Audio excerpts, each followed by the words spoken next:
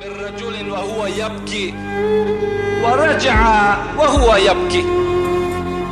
غزالی میگه در کتابش که روز حضرت موسی بر کوچه گذر کرد. سبب محبت دنیا را ببین که چی مکافات بر آدمانی که به دنیا محبت دارند خدا چی مکافاتشون میتد.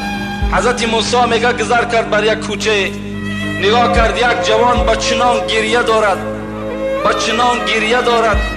موسی در حیرت ماند که این چی گونه بنده گناهکار باشد. رفت میگه بعد از بین ساعتی گذشت، موسی باز بر همون راه گشت، نگاه میکند که باز همون جوان در گریه هست. حضرت گفتن الهی عبدک یبکی من مخافتک.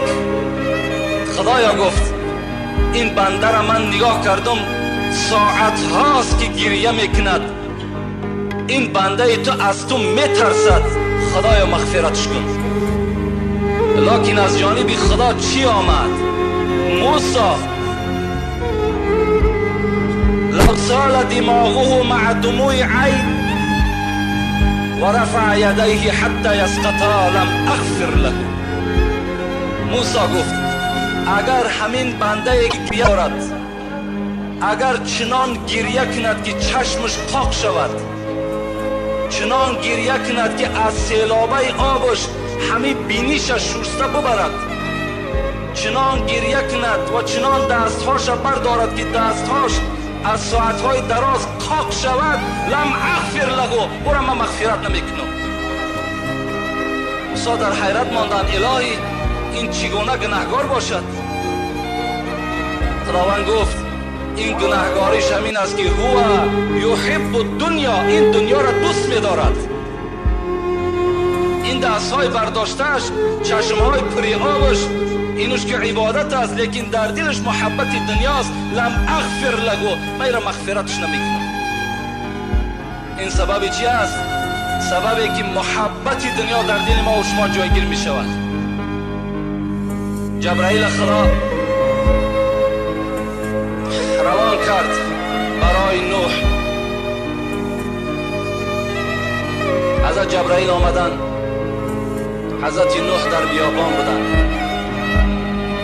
و قال لنوح یا نبی الله یا اطول الانبیاء عمرا. ای نوح تو از همه درازترین از روی عمر در بین پیغمبرها تو هستی، 1050 سال عمر دیدی، تو از همه در عمر دراز در تو بود. کیف وجدت دنیا، کیف وجدت دنیا. بر من یک قصه کن که تو 1050 سال زندگی کردی، این دنیا را چگونه یافتی؟ قال یا جبرائیل وجدت دنیا کدار لها بابان دخلت من احدهما و خرجت من الاخر. یا جبرائیل گفت من دنیا را گو به منزله یک خانه که دو در دارد به همون منزله یافتم. از یک در داخل شدم، از در دیگر بیرون شدم. 1050 سال گو به همین منزله یافتم. بین 1050 سال به منزله یافتم که از یک در داخل شدم، به در دیگر بیرون شدم. خدا رحمت کند مولوی را میگوید به وقتی قبض گفت عزرائیل ای نوح کشم از قالب تو این زمان روح. چی دیدی در جهان از عشرتی خیش؟ تو چی دیدی؟ گفت چگونه یافتی این داری دون را که دیدی بزم و چرخ و نیلی گون را. مولوی میگد حضرت جبرائیل سوالش کرد دنیا را چگونه یافتی؟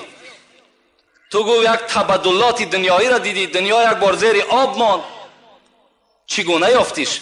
حضرت چی گفتن؟ بگفتش یافتم چون قصر دودر، شدم داخل ز یک خارج ز دیگر. ندیدم هیچ چیزی را به عالم، نخورده خشک و لب زین پاک کشیدم. به دستم از گرفتن نیست رنگش، به دندانم ز بالرجل وهو يبكي ورجع وهو يبكي. غزالی میگه در کتابش که روز حضرت موسی بر کوچه گذر کرد. سبب محبت دنیا را ببین که چی مکافات بر آدمانی که به دنیا محبت دارند خدا چی مکافاتشون میده. حضرت موسی میگه گذر کرد بر یک کوچه، نگاه کرد یک جوان با چنان گریه دارد، با چنان گریه دارد. موسی در حیرت ماند که این چی گونه بنده گناه